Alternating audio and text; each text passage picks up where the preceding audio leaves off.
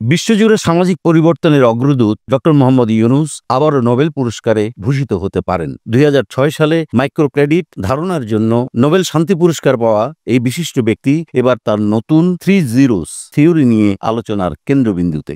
Doctor Mohammad Yunus, যিনি বিশ্বের কাছে ডক্টর ইউনিভার্স নামে পরিচিত, তার মাইক্রোক্রেডিট ধারণার মাধ্যমে বিশ্বজুড়ে দারিদ্র্য বিমোচনে একটি বিপ্লব সৃষ্টি হয়েছে। এই কাজের জন্য মোহাম্মদ ইউনূস এবং তার প্রতিষ্ঠিত গ্রামীণ ব্যাংক যৌথভাবে 2006 সালে নোবেল শান্তি পুরস্কার লাভ করে। এবার তার নতুন গবেষণার জন্য আরেকটি নোবেল পেতে পারেন 84 বছর বয়সী প্রধান উপদেষ্টা। তবে তার নোবেল পাওয়া নিয়ে ভারত সরকারের শুরু হতে পারে অন্তর্জালা। যেটি আলোচনা হচ্ছে অনেক দিন থেকে, সেটি হলো পশ্চিমারা যেহেতু তাকে এখন আবার ভালোবাসা শুরু করেছে, তো কাজে তিনি আবার যদি আরেকটা নোবেল পুরস্কার পেয়ে যান, ডবল নোবেল পুরস্কার পেয়ে যান, এটি অস্বাভাবিক কিছু নয়। এ কারণে হলো পশ্চিমারা যাকে ক্ষমতায় বসাতে চায় তাহারাকে সম্মানিত করার জন্য তারা সবকিছু করতে পারে, নিজেদের গাইডস আমরা বিছিয়ে দিতে পারি। সেখানে আরেকটা নোবেল পুরস্কার, এটা তো তাদের জন্য ওয়ান টুর ব্যাপার, তারা বললেই সঙ্গে সঙ্গে হয়ে যায়। তো কেন তিনি নোবেল পুরস্কার পাবেন? আগে তো শান্তিতে পেয়েছেন, এবার কিসে পাবেন? তিনি একটা বই লিখেছেন 3-0। আসসালামু আলাইকুম ওয়া রাহমাতুল্লাহি ওয়া বারাকাতুহু। যারা এই মুহূর্তে ভিডিও দেখছেন, ভিডিওটি প্লে করেছেন, তাদেরকে অনুরোধ করব দয়া করে পুরো ভিডিও সম্পূর্ণ ধৈর্য সহকারে দেখবেন। খুবই গুরুত্বপূর্ণ এবং অত্যন্ত ইম্পর্ট্যান্ট একটি ভিডিও এটি। প্রিয় দর্শক শ্রোতা মণ্ডলী, জনমনে এরকম কথা ঘুরপাক খাচ্ছে, গণমাধ্যমে এমন একটি সংবাদ প্রকাশ হয়েছে যার কারণে এখন অন্তর্জালা শুরু হয়েছে ভারতের। গুঞ্জন উঠেছে আরও একটি নোবেল পুরস্কার পেতে যাচ্ছে অধ্যাপক ইউনূস। সত্যিকার অর্থে কি তাই? আরও একটি নোবেল পুরস্কার পাওয়ার সম্ভাবনা কি রয়েছে ডক্টর মোহাম্মদ ইউনূসের? প্রিয় দর্শক শ্রোতা মণ্ডলী, আপনারা কি মনে করছেন সত্যিকার অর্থেই এই সংবাদটি সত্য? প্রিয় দর্শক শ্রোতা মণ্ডলী, চলুন কথা না বাড়ি আমরা একটা প্রতিবেদন দেখে আসি। নয়া দিগন্ত এবং নিউজ 24-এর একটি প্রতিবেদন যে ডক্টর মোহাম্মদ ইউনূস আবারও নোবেল পুরস্কারে ভূষিত হতে পারেন। ডক্টর মোহাম্মদ ইউনূস, যিনি বিশ্বের কাছে ডক্টর ইউনিভার্স নামে পরিচিত, তার মাইক্রো ক্রেডিট ধারণার মাধ্যমে বিশ্বজুড়ে দারিদ্র্য বিমোচনে একটি বিপ্লব সৃষ্টি করেছেন তিনি। এই কাজের জন্য তিনি 2006 সালে নোবেল শান্তি পুরস্কারে ভূষিত হয়েছিলেন। তবে তার অবদান এখানে শেষ নয়। 2017 সালে প্রকাশিত তার বই ওয়ার্ল্ড অফ 3 জিরোস এই ডক্টর মোহাম্মদ ইউনূস একটি নতুন এবং সাহসী ধারণা উপস্থাপন করেছেন, যা তিনি 3 জিরোস থিওরি নামে পরিচিত করেছেন। এই থিওরিতে 3টি গুরুত্বপূর্ণ লক্ষ্য নিয়ে গঠিত হয়: জিরো পভার্টি, জিরো ইনএমপ্লয়মেন্ট এবং জিরো নেট কার্বন এমিশন। এই ধারণা বাস্তবায়িত হলে এটি আবারও ডক্টর ইউনূসকে নোবেল পুরস্কারের মঞ্চে নিয়ে আসতে পারে, কেননা এই থিওরি আমাদের বর্তমান বিশ্বের সবচেয়ে গুরুত্বপূর্ণ সমস্যাগুলির সমাধান হিসাবে বিবেচিত হতে পারে। প্রিয় দর্শক শ্রোতা মণ্ডলী, গুঞ্জন উঠছে অতি শীঘ্রই ডক্টর মোহাম্মদ ইউনূস আরও একটি নোবেল পুরস্কার পাবে। চলুন কথা না বাড়িয়ে আমরা দেখে আসি প্রতিবেদনগুলো, তারপরে কথা বলি। ডক্টর মোহাম্মদ ইউনূস, যিনি বিশ্বের কাছে ডক্টর ইউনিভার্স নামে পরিচিত, তার মাইক্রোক্রেডিট ধারণার মাধ্যমে বিশ্বজুড়ে দারিদ্র্য বিমোচনে একটি বিপ্লব সৃষ্টি হয়েছে। এই কাজের জন্য মোহাম্মদ ইউনূস এবং তার প্রতিষ্ঠিত গ্রামীণ ব্যাংক যৌথভাবে 2006 সালে নোবেল শান্তি পুরস্কার লাভ করে।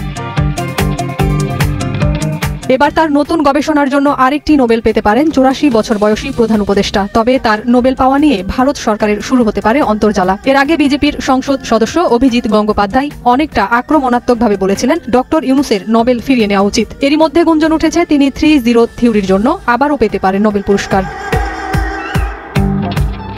ডক্টর ইউনূসই প্রথম বাংলাদেশী যিনি তার মহৎ কাজের স্বীকৃতি স্বরূপ নোবেল পুরস্কার লাভ করেন। তবে তার অবদান এখানেই শেষ নয়। 1978 সাল থেকে 2021 সাল পর্যন্ত ডক্টর ইউনূস জাতীয় আন্তর্জাতিক সহ প্রায় 145টি পুরস্কার অর্জন করেছেন।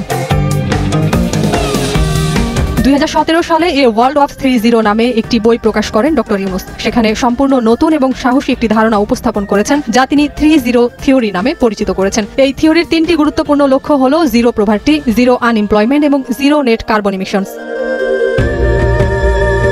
এই ধারণা বাস্তবায়িত হলে এটি আবারও ডক্টর ইউনুসকে নোবেল পুরস্কারের মঞ্চে নিয়ে আসতে পারে, কেননা এই থিওরি আমাদের বর্তমান বিশ্বের সবচেয়ে গুরুত্বপূর্ণ সমস্যাগুলোর সমাধান হিসেবে বিবেচিত হতে পারে এবং ইতোমধ্যে বিশ্ব এই ধারণাকে সাদরে গ্রহণও করেছে। ডক্টর ইউনুসের 3-0 থিওরির প্রথম লক্ষ্য হল জিরো পভার্টি, অর্থাৎ দারিদ্র্যের সম্পূর্ণ অবসান। তিনি বিশ্বাস করেন দারিদ্র্য কেবল অর্থনৈতিক সমস্যার ফল নয়, বরং এটি একটি সামাজিক সমস্যা যা সঠিকভাবে সমাধান করা সম্ভব। ইতোমধ্যেই মাইক্রো ক্রেডিট ধারণার মাধ্যমে তিনি দেখিয়েছেন কিভাবে ছোট ঋণ মানুষকে অর্থনৈতিকভাবে স্বাবলম্বী করতে পারে। এই মডেলটি দারিদ্র্য বিমোচনের জন্য কার্যকর একটি উপায় হিসেবে প্রতিষ্ঠিত হয়েছে এবং ডক্টর ইউনুস এখন আরও বড় পরিসরে এই ধারণাকে প্রসারিত করতে চান, যাতে বিশ্বব্যাপী দারিদ্র্যের সম্পূর্ণ অবসান। এই মডেলটি দারিদ্র্য বিমোচনের জন্য কার্যকর একটি উপায় হিসেবে প্রতিষ্ঠিত হয়েছে এবং ডক্টর ইউনুস এখন আরও বড় পরিসরে এই ধারণাকে প্রসারিত করতে চান, যাতে বিশ্বব্যাপী দারিদ্র্যের সম্পূর্ণ অবসান সম্ভব হয়। 3-0 থিওরির দ্বিতীয় লক্ষ্য হল জিরো আনএমপ্লয়মেন্ট, অর্থাৎ বেকারত্বের সম্পূর্ণ অবসান। ডক্টর ইউনুস বিশ্বাস করেন প্রত্যেক মানুষের কর্মসংস্থান একটি মৌলিক অধিকার এবং এই অধিকার নিশ্চিত করার জন্য তিনি সোশ্যাল বিজনেস মডেলগুলোর উপর জোর দেন। এই মডেলগুলো লাভের পরিবর্তে মানুষের কল্যাণ নিবেদিত হয়, যা কর্মসংস্থান তৈরি করতে সহায়ক। 3-0 থিওরির তৃতীয় এবং সর্বশেষ লক্ষ্য হল জিরো নেট কার্বন ইমিশনস, অর্থাৎ কার্বন নিঃসরণকে সম্পূর্ণভাবে শূন্যে নামিয়ে আনা। জলবায়ু পরিবর্তনের প্রভাব থেকে আমাদের গ্রহকে রক্ষা করতে হলে কার্বন নিঃসরণ কমানো একটি জরুরি পদক্ষেপ। ডক্টর ইউনুস বিশ্বাস করেন সোশ্যাল বিজনেস মডেলগুলোর মাধ্যমে পরিবেশ বান্ধব উদ্যোগগুলোর প্রসার ঘটানো সম্ভব, যা কার্বন নিঃসরণ কমাতে কার্যকর ভূমিকা রাখতে পারে। বিশ্বজুড়ে সামাজিক পরিবর্তনের অগ্রদূত ডক্টর মোহাম্মদ ইউনুস আবারও নোবেল পুরস্কারে ভূষিত হতে পারেন। 2006 সালে মাইক্রো ক্রেডিট ধারণার জন্য নোবেল শান্তি পুরস্কার পাওয়া এই বিশিষ্ট ব্যক্তি এবার তার নতুন 3-0 থিওরি নিয়ে আলোচনার কেন্দ্রবিন্দুতে। Doctor Yunus a world of 3-0 বইয়ে এই থিওরি উপস্থাপন করেন, যা 3টি মূল লক্ষ্যকে সামনে রেখে কাজ করে। জিরো পভার্টি মাইক্রোক্রেডিট ধারণার সফল বাস্তবায়ন প্রমাণ করেছে যে ছোট ঋণ কিভাবে দারিদ্র্য বিমোচনে সহায়ক হতে পারে। জিরো আনএমপ্লয়মেন্ট প্রত্যেক মানুষের কর্মসংস্থানকে মৌলিক অধিকার হিসেবে প্রতিষ্ঠার লক্ষ্যে সোশ্যাল বিজনেস মডেল গড়ে তোলা। জিরো নেট কার্বন ইমিশন পরিবেশ বান্ধব উদ্যোগের প্রসার ঘটিয়ে জলবায়ু পরিবর্তনের মোকাবেলা। বিশ্বের প্রধান 3টি সংকট সমাধানে 3-0 থিওরি কার্যকর ভূমিকা রাখতে পারে। ডক্টর ইউনুসের সোশ্যাল বিজনেস মডেলগুলো কেবল আর্থিক স্বাবলম্বিতা নয়, বরং পরিবেশ ও সমাজের টেকসই উন্নয়নেও গুরুত্বপূর্ণ অবদান রাখতে সক্ষম। ডক্টর ইউনুস তার মাইক্রোক্রেডিট মডেলের মাধ্যমে যেমন প্রমাণ করেছেন যে একজন ব্যক্তি বৈশ্বিক পরিবর্তন আনতে পারেন, তেমনি এই থিওরিও দারিদ্র্যমুক্ত, পরিবেশ বান্ধব ও কর্মসংস্থানের সুযোগে সমৃদ্ধ এক পৃথিবী গড়ার স্বপ্ন দেখায়।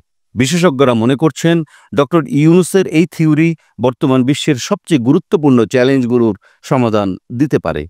এটি বাস্তবায়িত হলে বিশ্বব্যাপী টেকসই উন্নয়ন ও ন্যায্য সমাজ গঠনের মাইলফলক হিসেবে বিবেচিত হবে। ডক্টর মোহাম্মদ ইউনুসের এই নতুন উদ্যোগ তাকে আরও একবার নোবেল পুরস্কারের মঞ্চে নিয়ে আসার সম্ভাবনা তৈরি করেছে। বিশ্বের কাছে তিনি প্রমাণ করেছেন মানবতার কল্যাণে নিবেদিত একজন ব্যক্তির প্রচেষ্টা কিভাবে কোটি মানুষের জীবন পরিবর্তন করতে পারে। 2006 সালের 10 ডিসেম্বর অসলো থেকে ঘোষণা আসলো ওই বছর শান্তিতে নোবেল পেয়েছেন যৌথভাবে ডক্টর মোহাম্মদ ইউনুস এবং গ্রামীণ ব্যাংক। বাংলাদেশের প্রথম ও একমাত্র নোবেল এসেছিল যে মানুষটির হাত ধরে, তিনি ডক্টর ইউনুস। প্রথমবারের মতো বিশ্ব অবাক হয়ে দেখল কিভাবে একজন বাঙালি অর্থনীতি ও শান্তিকে এক সুতোয় বেঁধে দিয়েছেন। ডক্টর মোহাম্মদ ইউনুসের জন্ম 1940 সালের 28 জুন চট্টগ্রাম জেলার হাটহাজারীর বাথুয়া নামক একটি গ্রামে। মা সুফিয়া খাতুন এবং বাবা হাজি দুলামিয়া সওদাগরের 9 সন্তানের মধ্যে তিনি তৃতীয়। তার বাবা পেশায় ছিলেন একজন জহুরি, আর তাই অনেকে বলে জহুরির ঘরেই হীরের জন্ম হয়েছিল। ছোটবেলা থেকেই তিনি ছিলেন অত্যন্ত মেধাবী। সমগ্র পূর্ব পাকিস্তানে 16তম স্থান অধিকার করে তিনি চট্টগ্রাম কলেজিয়েট স্কুল থেকে ম্যাট্রিকুলেশন পরীক্ষায় উত্তীর্ণ হন। লেখাপড়ার পাশাপাশি স্কাউট এবং সাংস্কৃতিক কর্মকাণ্ডেও ডক্টর ইউনুস ছিলেন সমান পারদর্শী। 1960 সালে ঢাকা বিশ্ববিদ্যালয় থেকে অর্থনীতিতে স্নাতক সম্পন্ন করেন তিনি। 1961 সালে স্নাতকোত্তর শেষ করে যুক্ত হন গবেষণায়। একই বছরে চট্টগ্রাম কলেজে অর্থনীতি প্রভাষক হিসেবে তার কর্মজীবন শুরু হয়, কিন্তু খুব দ্রুতই অর্থাৎ 1965 সালে ফুল ব্রাইট স্কলারশিপ নিয়ে পাড়ি জমান মার্কিন যুক্তরাষ্ট্রে। 1971 সালে ভ্যান্ডারবিল্ট বিশ্ববিদ্যালয়ের graduate programme in economic development থেকে অর্থনীতিতে পিএইচডি ডিগ্রি অর্জন করেন ডক্টর ইউনুস। এরপর মার্ফিসবোরোতে মিডল টেনেসি স্টেট ইউনিভার্সিটিতে অর্থনীতির সহকারী অধ্যাপক হিসেবে কিছুদিন দায়িত্ব পালন করার পর তিনি ফিরে আসেন স্বাধীন বাংলাদেশে। মুক্তিযুদ্ধ চলাকালীন সময়ে যুক্তরাষ্ট্রে মুক্তিযুদ্ধের জন্য সমর্থন সংগ্রহ করতে বাংলাদেশ ইনফরমেশন সেন্টারও তৈরি করেছিলেন ডক্টর ইউনুস। স্বাধীন বাংলাদেশ নির্মাণে তিনি সরকারের পরিকল্পনা কমিশনে নিযুক্ত হলেও খুব দ্রুতই ইস্তফা দিয়ে আবারও ফেরত আসেন শিক্ষকতায়। 1989 সাল পর্যন্ত ডক্টর ইউনুস চট্টগ্রাম বিশ্ববিদ্যালয়ের অর্থনীতি বিভাগে প্রফেসর হিসেবে কর্মরত ছিলেন। মূলত একটি সমৃদ্ধ সমাজ নির্মাণে ডক্টর মোহাম্মদ ইউনুস কাজ শুরু করেন স্বাধীনতার সূচনা লগ্ন থেকে। 1974 সালে বাংলার বুকে আঘাত হানে ভয়াবহ দুর্ভিক্ষে হতদরিদ্র বাঙালির কষ্ট প্রচণ্ডভাবে নাড়া দেয় তাকে। তিনি মনস্থির করেন যেভাবেই হোক এই মানুষগুলোকে দারিদ্রতার অভিশাপ থেকে তিনি মুক্ত করবেন। সেই সময়েই গবেষণার লক্ষ্যে তিনি চালু করেন গ্রামীণ অর্থনৈতিক প্রকল্প। তারই পরিকল্পনা ও প্রস্তাবনা অনুসারে গঠন করা হয় গ্রাম সরকার প্রকল্প।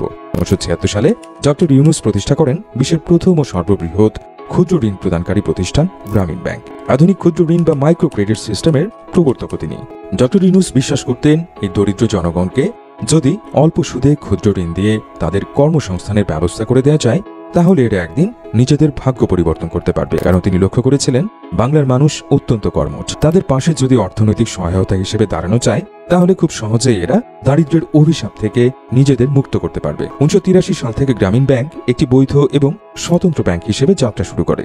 ডক্টর ইউনুসের এই পরিকল্পনা আলাদিনের চিরাগের মতো প্রান্তিক জনগণের ভাগ্য পরিবর্তন শুরু করে। যেহেতু গ্রামীণ ব্যাংক থেকে লোন নিতে কোনো জামানত লাগে না, তাই একদম হতদরিদ্র মানুষটিও এখান থেকে সাহায্য পেতে শুরু করে। আর ডক্টর ইউনুসের পরিকল্পনাকে সত্য প্রমাণ করে ধীরে ধীরে বাংলার কর্মঠ জনগণ পেরিয়ে আসতে শুরু করে দারিদ্রতার শিকল থেকে। দ্রুত এই ক্ষুদ্র ঋণ সিস্টেম পৃথিবীব্যাপী জনপ্রিয়তা পেতে শুরু করে। ডক্টর ইউনুস বিশ্বকে দেখিয়ে দিলেন কিভাবে একটা নতুন ইকোনমিক সিস্টেম একটা গোটা জনগণের ভাগ্য পরিবর্তন করে দিতে পারে।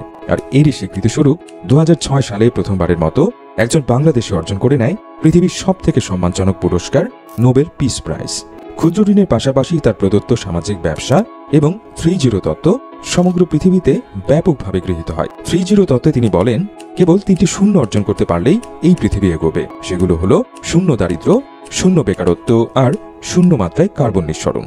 আর এই 3 শূন্য অর্জনে লাগবে 4 মহাশক্তি: তারুণ্য, প্রযুক্তি, সুশাসন আর সামাজিক ব্যবসা। শূন্য কার্বন নিঃসরণ পরিকল্পনা আজ পৃথিবীব্যাপী জনপ্রিয়তা পেয়েছে এবং পৃথিবীর সকল উন্নত রাষ্ট্র এই লক্ষ্যে কাজ করে যাচ্ছে। ডক্টর মোহাম্মদ ইউনুস বেশ কয়েকটি বইও লিখেছেন যা একইভাবে সমাদৃত। অধ্যাপক ইউনুস বিশ্বের 24টি দেশের বিভিন্ন বিশ্ববিদ্যালয় থেকে 61টি সম্মানসূচক ডিগ্রি পেয়েছেন। তিনি 10টি দেশের রাষ্ট্রীয় সম্মাননা সহ 33টি দেশ থেকে 136টি সম্মাননা পেয়েছেন। টাইম, নিউজউইক এবং ফোর্বস ম্যাগাজিনের মতো গণমাধ্যমে তাকে নিয়ে কভার করা হয়েছে। এছাড়াও তিনি জাতিসংঘ এবং বেসরকারি বৈশ্বিক ফাউন্ডেশন সহ প্রায় সব বহুপাক্ষিক সংস্থার উপদেষ্টা পর্যায়ে কাজ করেছেন। 2007 সালের ফেব্রুয়ারিতে ডক্টর ইউনুস নাগরিক শক্তি নামে একটি রাজনৈতিক দল গঠন করেন এবং নির্বাচনে প্রতিদ্বন্দ্বিতা করার ইচ্ছা ঘোষণা করে বাংলাদেশের রাজনৈতিক অঙ্গনে প্রবেশ করে। দেশের দুই প্রধান দল আওয়ামী লীগ ও বিএনপি যখন নিজেদের মধ্যে চরম দ্বন্দ্বে লিপ্ত, সেই সময় তার এই ঘোষণা বাংলাদেশের রাজনীতিতে একটি নতুন পরিবর্তনের আভাস দিয়েছিল। ডক্টর ইউনুস প্রতিশ্রুতি দিয়েছিলেন যে তার আন্দোলন সুশাসন পুনরুদ্ধার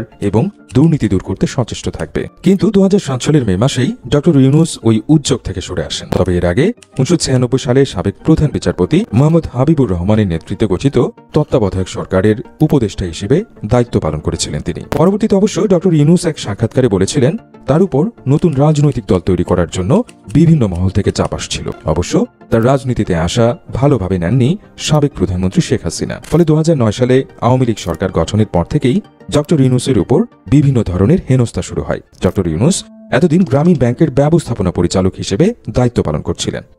কিন্তু হঠাৎই 2011 সালে বাংলাদেশের কেন্দ্রীয় ব্যাংক 60 বছর বাধ্যতামূলক অবসরের বয়স উল্লেখ করে ডক্টর ইউনুসকে গ্রামীণ ব্যাংকের ব্যবস্থাপনা পরিচালক পদ থেকে বরখাস্ত করে। এমন আদেশের বিরুদ্ধে তিনি আইনি চ্যালেঞ্জ শুরু করলেও আদালতে হেরে গিয়ে গ্রামীণ ব্যাংক ছাড়তে বাধ্য হন। এখানেই শেষ। আওয়ামী লীগ সরকারের আমলে ডক্টর ইউনুসের বিরুদ্ধে শ্রম আইনে একাধিক মামলা করা হয়। ডক্টর ইউনুস এসব মামলাকে হয়রানিমূলক উল্লেখ করে প্রতিবাদ জানিয়ে এসেছেন সবসময়। কিন্তু এই বছরেরই শুরুর দিকে শান্তিতে নোবেল জয়ী এই অর্থনীতিবিদকে শ্রম আইন লঙ্ঘনের অভিযোগে 6 মাসের কারাদণ্ড দেওয়া হয়। এর সাথে 30,000 টাকা জরিমানা করা হয়। বাংলাদেশ সরকারের থেকে বিভিন্ন সময়ে হেনস্থার শিকার হলেও ডক্টর মোহাম্মদ ইউনুসের রয়েছে পৃথিবীব্যাপী সমাদর। তিনি পৃথিবীর 12 জন মানুষের একজন যারা একই সাথে নোবেল পুরস্কার, আমেরিকার প্রেসিডেন্সি অ্যাওয়ার্ড এবং মার্কিন কংগ্রেশনাল অ্যাওয়ার্ড পেয়েছেন। তিনি সত্যিকার অর্থে একজন গ্লোবাল স্টার। মজার বিষয় হচ্ছে তিনি একমাত্র বাংলাদেশী যাকে বিখ্যাত কার্টুন সিরিজ সিম্পসন্সে দেখা গেছে। এমনকি এই পর্বে তিনি নিজেই কণ্ঠ দিয়েছিলেন। 2020 সালের টোকিও অলিম্পিকে তাকে আমন্ত্রণ জানানো হয় প্রধান অতিথি হিসেবে এবং উদ্বোধনী অনুষ্ঠানে তিনি মশাল বাহক হিসেবে সম্মানিত হন। শুধু তাই নয়, পৃথিবীর ইতিহাসে অলিম্পিক লরেল সম্মাননা দেওয়া হয়েছে কেবল 2 জন ব্যক্তিকে, যার একজন হচ্ছেন আমাদের ডক্টর ইউনূস।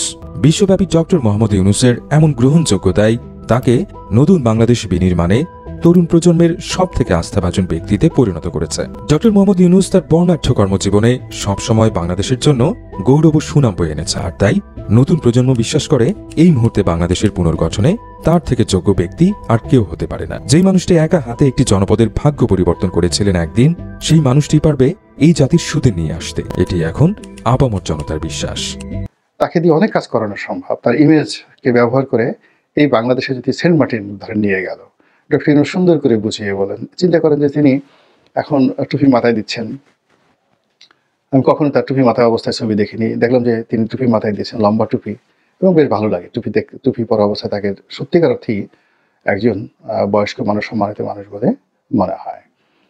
তো সেই যে ডক্টর মোহাম্মদ ইউনূস, তিনি যদি সুন্দর করে মোটিভেশনাল একটা স্পিচ দেন, যেভাবে তিনি আল আজহার বিশ্ববিদ্যালয়ে দিয়েছেন, তো এরকমভাবে একটা স্পিচ দেন এবং বিভিন্ন কারণে যদি বোঝান আমেরিকার সঙ্গে আমাদের খুব দরকার, একটা ঘাঁটি হলে খুব ভালো হয়, কিংবা ভারতের সঙ্গে শেখ হাসিনা যে চুক্তিগুলো করেছিল সেই চুক্তিগুলোর মধ্যে এই ত্রুটি ছিল, আমরা এগুলো সংশোধন করে সেই চুক্তিটা আমরা আবার কন্টিনিউ করতে চাচ্ছি, এই জিনিসগুলো তিনি পারেন। তার সেই ধরনের একটা ম্যাগনেটিক অ্যান্ড ম্যাজিক্যাল পাওয়ার রয়েছে। এই জন্য পশ্চিমারা তাকে কিন্তু ছেড়ে দেয়নি, তোষণ করছে। এবং এই তোষণের প্রেক্ষিতে কি হলো, ওই যে বললাম যে পশ্চিমাদের সবচেয়ে প্রভাবশালী পত্রিকা দি ইকোনমিস্ট এবছর সারা পৃথিবীর মধ্যে সবচেয়ে সফল, সবচেয়ে যাকে বলা হয় প্রসপেক্টিভ, আশাব্যঞ্জক, এবং আগামীতে যে সকল দেশের ভবিষ্যৎ আছে সেই দেশের তালিকায় 1 নম্বর দেশ হিসেবে স্থান দিয়েছে এই বাংলাদেশকে। এবং এখানে অনেকে বলতে পারেন যে তারা তো 2024 সনের মানে কান্ট্রি অফ দ্য ইয়ার হিসেবে বাংলাদেশকে যদি ঘোষণা দিয়ে থাকেন, তাহলে তো আগস্ট মাস পর্যন্ত তো শেখ হাসিনা ছিল, তো শেখ হাসিনার জন্য এটা হয়েছে। তো এই কথা যেন আপনারা বলতে না পারেন, সেটা আমার ইকোনমিস্ট বলে দিয়েছে যে এই জিনিসগুলো তারা করেছে, যে এই বাংলাদেশে একটা স্বৈরাচার শেখ হাসিনাকে তাড়িয়ে দেওয়া হয়েছে, তার পতন হয়েছে, এবং পতনের বলে যারা কাজ করেছে সেই ছাত্র জনতা এবং তাদের নেতা ডক্টর মোহাম্মদ ইউনূস, তাদের কারণে এই সফলতাটা হয়েছে। এখন বাংলাদেশ বিপুল বিক্রমে সামনে এগিয়ে যেতে পারবে। তো এই মুহূর্তে এই বিপদের দিনে যখন রাজপথের ছোট ছোট দলগুলো, সেই কোনো দলের নাম হয়তো টিডিক্কা, কোনো দলের নাম ওপেন বায়োস্কোপ, কোনো দলের নাম তালা দেব, কোনো দলের নাম চাবি মেরে দেব ইত্যাদি ছোট ছোট দলগুলো যেখানে ডক্টর মোহাম্মদ ইউনূসকে হুমকি দিচ্ছে, ধামকি দিচ্ছে, সেখানে ইকোনমিস্ট পত্রিকার এই যে রিপোর্টটি, এই রিপোর্টে নিঃসন্দেহে আন্তর্জাতিক অঙ্গনে তাকে শক্তিশালী করবে এবং বাংলাদেশও তাকে শক্তিশালী করবে। বিশেষ করে সেনাবাহিনীর সঙ্গে তার যে মনস্তাত্ত্বিক যদি কোনো দূরত্ব থাকে, সেটা এই মুহূর্তে দূর হয়ে যাবে। সেনাবাহিনী তাকে ভয় করবে। দ্বিতীয়ত, বিএনপি তাকে কাউন্ট করবে, তাকে খুব সহজ মনে করবে না বিএনপি। এবং এই ঘটনার পরে বিএনপি তার বিরুদ্ধে যে ধরনের লড়াই সংগ্রাম বা তাকে এক ধাক্কা দিয়ে ফেলে দেওয়ার যে চিন্তা ভাবনা করেছিল, ওই জায়গাটা থেকে বিএনপিকে ফিরে আসতে হবে। আর থার্ডলি, যেটি আলোচনা হচ্ছে অনেক দিন থেকে, সেটি হলো পশ্চিমারা যেহেতু তাকে এখন আবার ভালোবাসা শুরু করেছে, তো কাজে তিনি আবার যদি আরেকটা নোবেল পুরস্কার পেয়ে যান, ডবল নোবেল পুরস্কার পেয়ে যান, এটি অস্বাভাবিক কিছু নয়।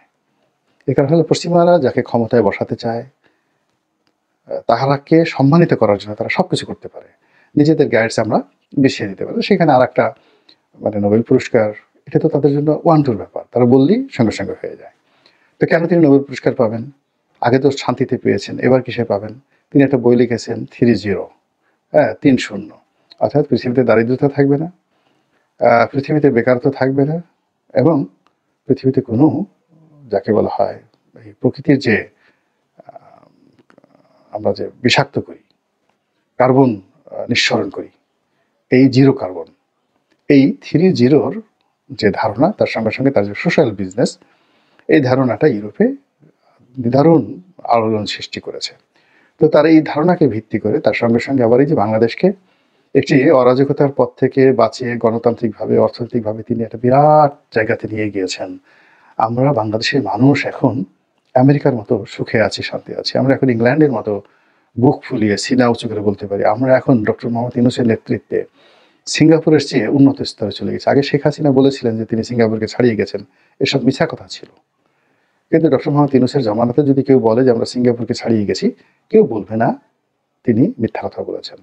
তো এরকম একজন মহামানবকে আরও মহিমান্বিত করার জন্য যদি পশ্চিমারা আর একটা নোবেল পুরস্কার দেয়, এবং আমরা যদি সারা বাংলাদেশ 1 মাস ধরে তার সেই নোবেল পুরস্কারের যে বিজয় র্যালি এটি 1 মাস ধরে কন্টিনিউয়াসলি চালাতে পারি, তাহলে আমাদের দেশের ইউনূস বিরোধী যে শক্তিগুলো আছে এগুলোর বেশিরভাগ লোকেরই ডায়রিয়া হয়ে যাবে, গুটি বসন্ত হয়ে যাবে, চিকেন পক্স হয়ে যাবে, এবং চিকেন পক্স মানে জল বসন্ত হয়ে যাবে, অনেকের সর্দি এসে যাবে, অনেকের আরও অনেক নতুন নতুন রোগ বালাই দেখা দিবে। আর ডক্টর মোহাম্মদ ইউনূস তার যে ক্ষমতার চেয়ার সেখানে তিনি আরও সুন্দরভাবে চমৎকারভাবে বসে তার রাজদণ্ড পরিচালনা করতে পারবেন। আল্লাহ আমাদের সবাইকে হেদায়েত দান করুন এবং হেফাজত। দুইটা অপশন আছে। একটা হচ্ছে ধরেন যারা আন্তর্জাতিক সমালোচক, মানে যারা পড়াশোনা করে ক্রিটিক হয়, হ্যাঁ, যেটাকে আমরা বলি ক্রিটিক মানে সমালোচক, সেটা হইতে যোগ্যতা লাগে, পড়াশোনা লাগে। আর আমরা যারা বাঙালি আছি আমাদের সমালোচনা করতে যোগ্যতা লাগে না। আমরা চায়ের দোকানে বৈশা চা খাইতে খাইতে চিন্তা করি মেসি একটা খেলা খেলে শটটা ডাইনে দিয়ে দিল, বামে দিয়ে দিছে, কেডা তারে নামাইছে মাঠে, এমন প্রশ্ন কিন্তু আমরা করে বসি। তার মানে সমালোচনা করাটা খুবই সোজা, কিন্তু ওই জায়গাটাতে যদি আপনারে বসাই দেই তখন আপনি আসলে কতটুকু দায়িত্ব পালন করতে পারবেন। এই মুহূর্তে আজকের খুবই ব্রেকিং যেই নিউজটা সেটা হচ্ছে ডক্টর মোহাম্মদ ইউনূসের এক বক্তব্যকে ঘিরে তোলপাড় অবস্থান চলছে। যখন আপনি সামওয়ান, হ্যাঁ, তখন আপনি অলওয়েজ ফোকাসড, আর যখন আপনি নো ওয়ান তখন আপনারা কেউ ফোকাস করবেন আপনি কিভাবে খাচ্ছেন, আপনার ব্যক্তি জীবনে কয়টা গার্লফ্রেন্ড আছে, কয়টা বয়ফ্রেন্ড আছে, আপনার ব্যক্তি লাইফ কি, এগুলো নিয়ে মানুষ পাত্তা দিবে না। বাট যখনই আপনি 10 জনকে ডিঙাইয়া সামনের সারিতে আসবেন তখন আপনি পোশাকটা কি পরলেন, ভাত খাওয়ার সময় আপনি কি চপস চপস করে খাইলেন নাকি জিব্বা বাইর করে খাইলেন নাকি ভদ্রভাবে খাইলেন, সব কিছু ফোকাসড হয়, কারণ আপনি সামওয়ান। ডক্টর মোহাম্মদ ইউনূস যখন এই অন্তর্বর্তী সরকারের প্রধান উপদেষ্টা হলেন তখন তিনি সামওয়ান হয়ে গেলেন। এরপরেই তাকে নিয়ে সমালোচনা, আলোচনা, 120 দিন চলে গেছে, সরকার কি করছে না করছে সব কিছু কিন্তু ডক্টর ইউনূস যেহেতু প্রধান উপদেষ্টা তার উপরেই কিন্তু বর্তায়। আর সম্ভবত এই জিনিসগুলোতে তিনি অনেকটা ডিপ্রেশনে আছেন, মানসিকভাবে তার শক্তি যেটা তিনি এটা হারিয়ে ফেলছেন, কারণ ফাংশন হচ্ছে না। 120 দিনে বাংলাদেশের মধ্যে কোনো পরিবর্তন নাই, কিছু হয়েছে, পলিথিন নিষিদ্ধ, তারপর প্লাস্টিকের বদলে কাচের বোতল আসছে, এরকম কিছু কিছু জিনিস হয়েছে, বাট দৃশ্যত আইনশৃঙ্খলা বাহিনীর চরম অবনতি, সকল কিছু ব্যবস্থাপনাতের মধ্যে অব্যবস্থাপনার দেখা। তো এই সকল কিছু নিয়ে যখন তাকে প্রচণ্ড সমালোচনা সহ্য করতে হচ্ছে, আজকে তিনি এক বক্তব্য দিয়ে বসছেন যে আমি আমার নিয়মিত কাজে ফিরে যেতে পারলে খুশি হব। কিন্তু কেন? তার মানে কি তিনি হতাশ, তিনি কি দায়িত্ব ছেড়ে দিতে চাচ্ছেন? তিনি কি বিষয়টা এমনভাবেই বলছেন যে ভাই কোনো রকমে আমার তাড়াতাড়ি এখান থেকে বিদায় করো? এই যে ওনার এই কথাটা নিয়েও আমরা আলোচনা করতেছি, তিনি সামওয়ান দেখে এরকম কথা উপদেষ্টারা বললে আমরা পাত্তা দিব না। বিএনপির তারেক জিয়া কি বলছেন এই মুহূর্তে ফ্যাক্ট না, শেখ হাসিনা ওপার বাংলা থেকে কি বলছেন ওইটাও ফ্যাক্ট না, বাট ডক্টর ইউনূস কখন কি করেন এটা কিন্তু সবাই নজরদারি করে। দর্শক, আমরা দেখছি যে আগামী সংসদ নির্বাচন আয়োজনের পর নিজের নিয়মিত কাজে ফিরে যাবেন বলে জানিয়েছেন, এটা আমরা জানি। তো এখন দ্য ইকোনমিস্টকে দেওয়া সাক্ষাৎকারে তিনি বলছিলেন যে এই মুহূর্তে তিনি যেই উপদেষ্টার পদটাতে বসে আছেন, জনগণের যে চাওয়া পাওয়া মানে সকল কিছু মিলিয়ে তাকে যেই জায়গাটাতে দেওয়া হয়েছে, তার বক্তব্য আমার চাকরি আসলে কেড়ে নেওয়া হয়েছে, আমাকে জোর করে এ কাজে আনা হয়েছে। এই কথাটাতে তাহলে বোঝা গেল কি যে তিনি নিজের ইচ্ছায় এই দায়িত্বটা নেন না, এই ছাত্ররা তাকে জোর করে দিছে। বাট আমরা তো দেখছিলাম তিনি বলছিলেন যে তোমরা ছাত্ররা যদি দেশের জন্য এতগুলো প্রাণ দিতে পারো আমি তাহলে কেন পারবো না, বলে তিনি স্বেচ্ছায় সানন্দে প্রথম যখন দায়িত্ব নিচ্ছিলেন তার সেই চিরচেনা হাসি, হ্যাঁ, ডক্টর ইউনূসমূলক তার যে অ্যাক্টিভিটিস, অ্যাকশন শুরু হলে সাপোর্ট করতে হবে। তো এখন তিনি আবার আইসা যেই কথাটা বললেন, সোশ্যাল মিডিয়া প্ল্যাটফর্মের যুগ, প্রযুক্তির যুগ, সব তো রেকর্ডেড। তো তিনি দ্য ইকোনমিস্টকে বলছেন যে আমার চাকরি কেড়ে নেওয়া হয়েছে, আমাকে জোর করে এই কাজে বসানো হয়েছে, আমি আমার কাজ করছিলাম, তা উপভোগ করছিলাম, এজন্য আমি প্যারিসে ছিলাম, সেখান থেকে আমাকে টেনে আনা হয়েছে অন্য কিছু করার জন্য। ওনার এই বক্তব্যটা খুবই সাংঘর্ষিক আমরা মনে করি তার অবস্থানের সাথে।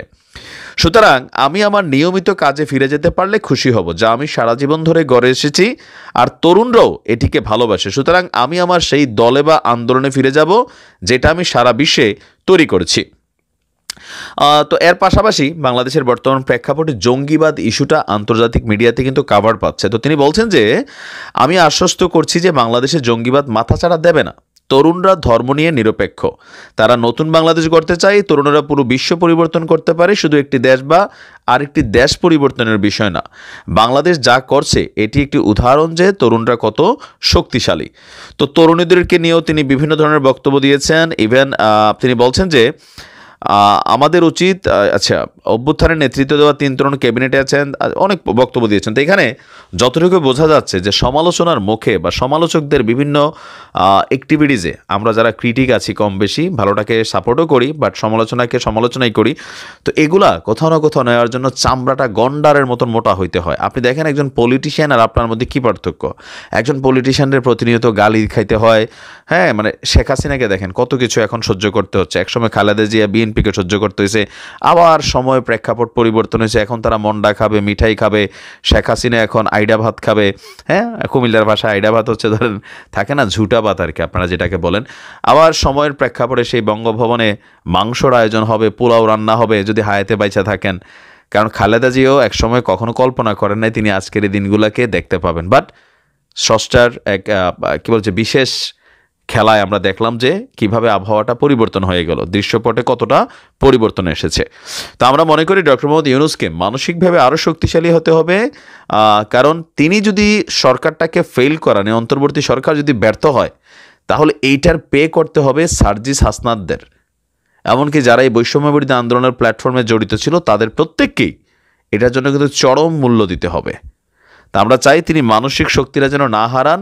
আর তিনি যে বক্তব্যটা দিয়েছেন আর একটু ক্লিয়ার করতে হবে, তিনি কি রাজি ছিলেন না, তাকে জোর করে টাইনে আনা হয়েছে, কারা এই কাজটা করছে আমরা তাদেরও জানতে চাই। কারণ দায়িত্বের জায়গাটা কখনো যেটা স্বেচ্ছায় অন্তর থেকে ভালোবাসা আপনি দায়িত্বটা নিয়ে যদি কাজ না করেন, জোর করে আইনা বসাই দিয়ে আপনার উপরে চাপাইয়া, এই কাজ আপনার দ্বারা কখনোই গোছালো হবে না, আর এই কাজের বরকত হবে না। ব্যক্তি কাজে ক্ষতিগ্রস্ত হন, তাদের দেশ জাতির কিছু যায় আসে না, কিন্তু যেখানে আপনি 10 জনের মধ্যে কানেক্টেড, আপনার কারণে পুরো একটা রাষ্ট্রের ক্ষতি হবে। নিশ্চয়ই ডক্টর মোহাম্মদ ইউনূস তিনি হিম্মত ফিরে পাবেন, আমরা আশা করছি। দেখা যাক কি হয়। ভালো থাকুন, আসসালাম। সম্মানিত বন্ধুগণ, দর্শক শ্রোতা মণ্ডলী, আপনারা আপনাদের মতামত অভিমত কমেন্টে জানাবেন। আপনারা কি বলতে চান, আপনারা আপনাদের মতামত কমেন্ট করবেন। প্রিয় দর্শক শ্রোতা মণ্ডলী, শান্তিতে নোবেল জয়ী ডক্টর মোহাম্মদ ইউনূস আরও একবার নোবেল পেতে যাচ্ছে। এই খবরটি শোনার পরে হয়তো ভারতের অন্তর্জালা ইতিমধ্যে শুরু হয়ে গেছে। প্রিয় দর্শক শ্রোতা মণ্ডলী, কি বলবেন? ভারত মানে জলে পড়ে শেষ হয়ে যাচ্ছে। আরও একটি নোবেল পুরস্কার পেলে তো ভাই নরেন্দ্র মোদীর ঘুম হারাম হয়ে যাবে। প্রিয় দর্শক শ্রোতা মণ্ডলী, আপনারা আপনাদের মূল্যবান অপিনিয়ন এবং অভিমত কমেন্ট করে জানাবেন। আপনারা কি বলতে চান, কি বলবেন? কথা আর বেশি বাড়াবো না, বেশি আর বক্তব্য রাখতে চাই না।